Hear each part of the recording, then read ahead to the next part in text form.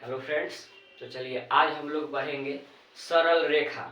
सरल रेखा उनकी ढाल जब एक बिंदु दिया हो, दो बिंदु दिया हो, कब वे एक दूसरे के समानांतर होती है, कब वे एक दूसरे पर लंब होती है, इन्हीं सभी फार्मूलों को हम यहाँ आज पढ़ेंगे।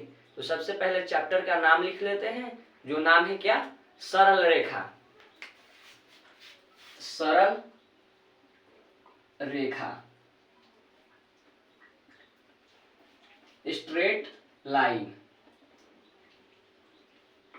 ठीक है, ये एक 11th का मोस्ट इंपॉर्टेंट चैप्टर है। भले इसे तो बोर्ड में प्रश्न 12th के लिए उतना इंपॉर्टेंट नहीं है, लेकिन जो भी कॉम्पिटिटिव एग्जाम होते हैं जिसमें 11 12 के मैथ पूछे जाते हों, उनमें सबसे ज्यादा कंसेप्चुअल चैप्टर होता है और सबसे ज्यादा बढ़िया चैप्टर होता है। ठीक है, तो ऐसे सरल रेखा के बारे में तो आप सभी लोग जानते ही होंगे कि सरल रेखा क्या होती है, कि एक जो इनिशियल पॉइंट से फाइनल पॉइंट तक जो रेखा जाती है विदाउट चेंज डायरेक्शन, यानी डायरेक्शन बिना चेंज किए एक पॉइंट से दूसरे पॉइंट तक जो भी रेखा जाती है वे सरल रेखा कहलाती है। ठीक है, अब हम ये तो आप पहले ही जानते होंगे ये बातें। अब हम इसमें पढ़ेंगे कि उसकी ढाल कैसे निकालेंगे। ठीक है, तो जैसे देखिए रेखा की ढाल, रेखा की ढाल, तो रेखा की ढाल क्या होती है? तो देखिए जो निर्देशांक तल होते हैं जिन्हें एक्स वाई कहते हैं, एक्स वाई तल, उसमें जो रेखा, उसमें यदि कोई लाइन दे दिया जाएगा और पूछेगा कि इस रेखा की ढाल क्या है।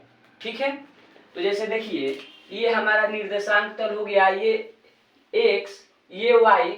अगर इसमें कोई रेखा खींच दिया जाए ऐसे और पूछा जाए कि इसकी ढाल क्या है, तो यहाँ पर जो थीटा जो बनेगा पॉजिटिव एंगल, ये वाले थीटा को लेंगे, ये वाले थीटा को नहीं लेंगे, क्योंकि ये वाले थीटा निगेटिव में जाएंगे और ये वाले थीटा पॉजिटिव में जाएंगे। तो हम इस रेखा की अगर ढाल लिखना हो तो हम कैसे लिखेंगे? इसका सूत्र होता है, ढाल को जो है वो एम से क्या करते हैं, सूचित करते हैं, यानी एम बराबर टेन थीटा। अब ये ढाल जो है, अगर यहाँ पर थीटा का मान 30 डिग्री दे दिया जाए तब इसकी ढाल पूछा जाए तो टेन 30 डिग्री का मान लिख देंगे। अगर थीटा का मान 60 डिग्री दे दिया जाए और यहाँ पर लिख दिया जाए तो टेन 60 डिग्री का मान दे देंगे, यानी अलग अलग थीटा के लिए अलग अलग ढाल होती है। जैसे हम एग्जाम्पल के लिए मान लिए कि यदि कोई रेखा एक्स अक्ष के साथ, एक्स अक्ष के साथ धनात्मक दिशा में यदि थीटा बराबर 30 डिग्री झुकी हो तब इनकी ढाल बताएं। तो क्या फॉर्मूला लिखेंगे? m बराबर टेन थीटा, और यहाँ पर थीटा का मान कितना है? 30 डिग्री, तो यहाँ टेन 30 डिग्री लिख देंगे। अब टेन 30 डिग्री का हम जानते हैं कि मान कितना होता है? 1/√3, यानी इस रेखा की ढाल कितनी आ गई? 1/√3। अब यहाँ पर तो सिंपल एक रेखा है, अगर ये मोस्ट इंपॉर्टेंट जो फॉर्मूला है किसी भी रेखा की ढाल निकालने का, ये है। ठीक है, अब अगर दो बिंदु दे दिया जाए, जैसे ये देखिए यहाँ पर एक बिंदु यहाँ पर, अब इसके कुछ निर्देशांक होंगे, कोटि x, y, यहाँ पर x, y, यहाँ x1 y1 मान लेते हैं और यहाँ x2 y2 मान लेते हैं। तो अब इस रेखा की ढाल निकालना होगा, तब कैसे निकालेंगे? तो इस रेखा की ढाल की फॉर्मूला होती है m बराबर y2 माइनस y1 बाटा में x2 माइनस x1। ठीक है, जब रेखा पर दो बिंदु दिया हो तब ये फॉर्मूला लगता है ढाल निकालने के लिए। जैसे यहाँ पर बिंदु मान लिया पी क्यू, तो इसको प्रूफ करना होगा तो सिंपल यहाँ से परपेंडिकुलर डाल देंगे, यहाँ से परपेंडिकुलर डालेंगे और ये यहाँ पर कोई पॉइंट लेकर मिला देंगे और हम यहाँ से टेन थीटा का मान निकालेंगे तो ये मिलेगा, ये वाला दूरी और ये वाला दूरी। ठीक है, वैसे प्रूफ करने में तनी टाइम लगेगा और सिंपल आप ये फॉर्मूला जान लीजिए और इस पर एनसीईआरटी में क्वेश्चन जो है वो बेसिक है बन जाएंगे। तो ये फॉर्मूला कब अप्लाई होगा? जब कोई रेखा पर दो बिंदु दिए होंगे, एक P Q A B कुछ भी अपने से मान लीजिए और उसके कुछ दिए होंगे निर्देशांक 2 4 5 6 और तब पूछा जाए कि इस रेखा की ढाल निकालिए, तो वहां पर फॉर्मूला आप ये अप्लाई करेंगे, m बराबर y2 माइनस y1 बाटा में x2 माइनस x1। जैसे हम बोल दिए कि यहाँ कुछ 2,6 हो, यहाँ बोल देते हैं 3,8। अब कह देंगे कि इस बिंदु के ढाल निकालें। एक बिंदु 2,6 है और एक बिंदु 3,8 है, तब इनकी ढाल निकालें। तो यहाँ पर सिंपल आप फॉर्मूला पर इसको बैठा दीजिए। यहाँ पर इसको मान लीजिए x1, इसको मान लीजिए y1, इसको मान लीजिए x2, इसको मान लीजिए y2। ठीक है, तो यहाँ पर मान रख दीजिए x1 बराबर कितना 2, y1 बराबर कितना 6, x2 बराबर कितना 3, y2 बराबर कितना 8। ठीक है, तो यहां से m बराबर क्या लिखेंगे, y2 का मान कितना है 8 माइनस y1 का मान कितना है 6। अब x2 का मान कितना है 3 और x1 का मान कितना है 2। 8 में से 2 गया 6, 3 में से 2 गया 1, यानी m बराबर 6। इसकी क्या हो गया, इस रेखा की ढाल कितनी है 6 है। अब देखेंगे कि जब दो रेखाएं एक दूसरे पर लंब होती हैं, जैसे यहाँ पर मान लीजिए कि एक रेखा ये है और एक रेखा ये है, यहाँ पर एक दूसरे पर क्या है लंब है, तब हम क्या करेंगे, जो इस रेखा को मान लेते हैं L1, इस रेखा को मान लेते हैं L2। वैसे आप किसी भी रेखा को L1 एवं L2 मान सकते हैं। तो हमने मान लिया कि ये रेखा जो है L1 है और ये रेखा है जो L2 है, और इनके कुछ ढाल भी होंगे यहाँ।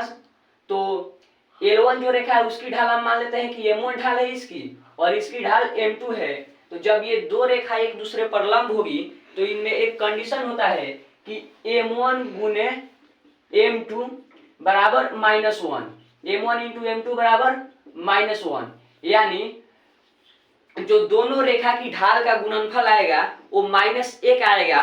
तो आप कहेंगे कि ये रेखा, दोनों रेखा एक दूसरे पर क्या है, परपेंडिकुलर है। जैसे यहाँ पर कुछ क्वेश्चन दे देंगे, अगर दे दिया जाए कि M1 का मान, यदि M1 तो आप जानते हैं कि tan θ1 और M2 tan θ2, ये M बराबर tan θ से फॉर्मूला आप लिख देंगे।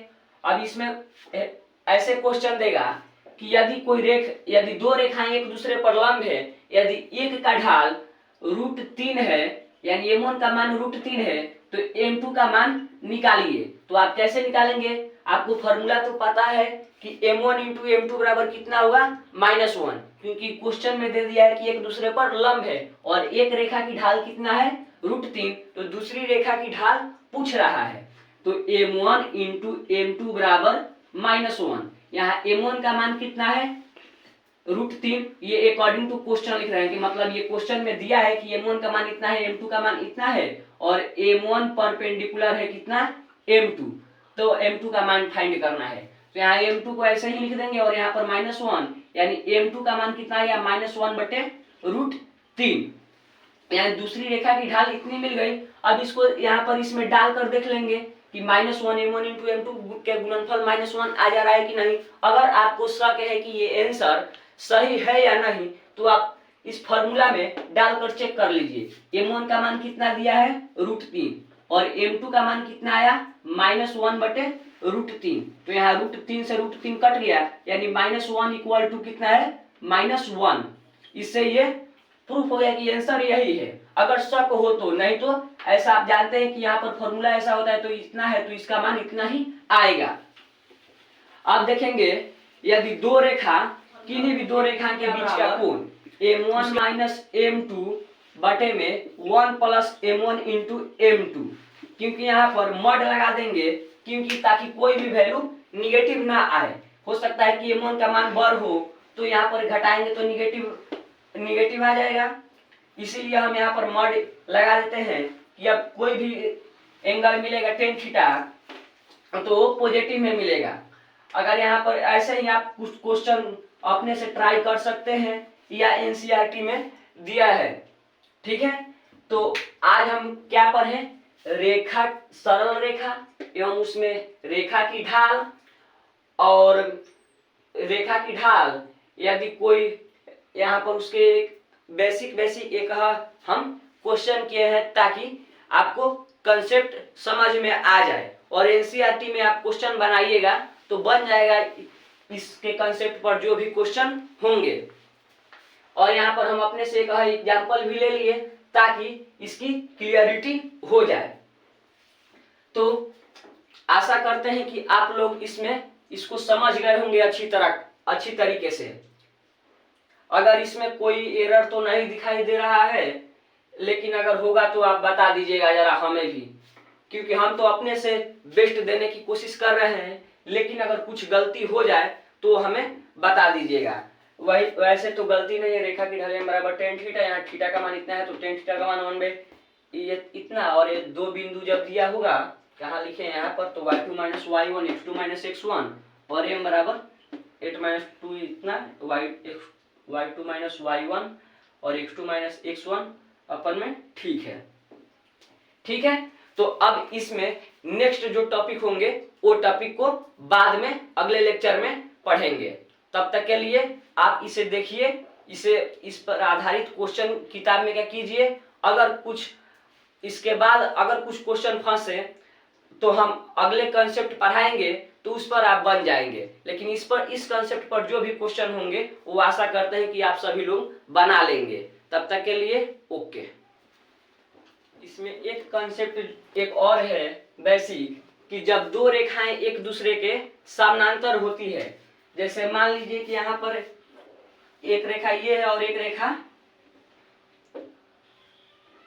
रेखा ये है, यहाँ पर अल्फा कोण बना है और यहाँ पर बीटा हम अपने से मान लिए, तो इसको tan अल्फा और tan बीटा में क्या रिलेशन होगा। तो जब यदि ये रेखा ऐसे तो समानांतर दिख नहीं रही है, थोड़ी टेढ़ी है, लेकिन यहाँ पर मैथमेटिकली देखिएगा, चाहे लीजिए यहाँ पर हम बना ही दे रहे हैं मिटा पर,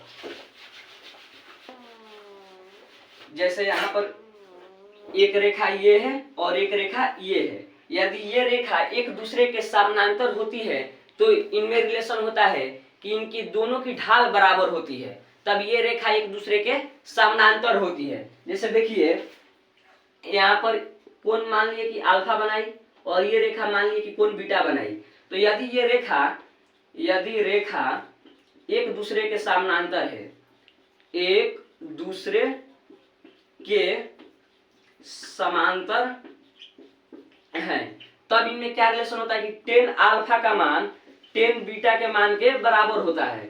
मतलब इसकी ढाल और इसकी ढाल जब tan थीटा का मान इक्वल है तो गारंटी है कि m बराबर tan थीटा जो ढाल का फॉर्मूला है वो लगेगा, तो वो लगेगा मतलब वही तो यानी इसकी ढाल और इसकी ढाल दोनों की ढाल क्या होनी चाहिए, बराबर होनी चाहिए, यानी m1 बराबर m2, तब ये रेखा एक दूसरे के समानांतर कहलाती है।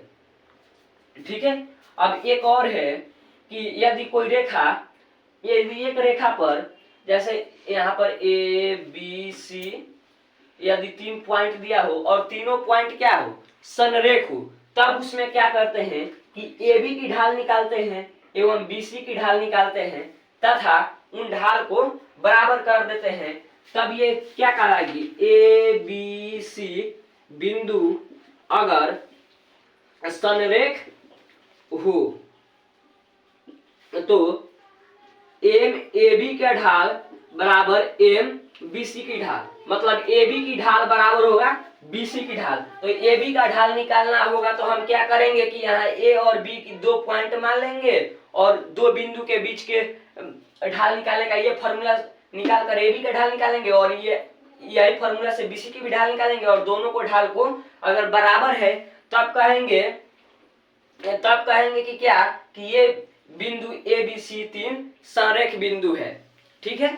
अब ये बेसिक जो है कितने हो गया, एक tan थीटा और इसमें एक बिंदु का ढाल, 2 बिंदु का ढाल, जब 2 रेखा परपेंडिकुलर हो तब, जब 2 रेखा समानांतर हो, बता दिए। अब लेक्चर को समाप्त करते हैं।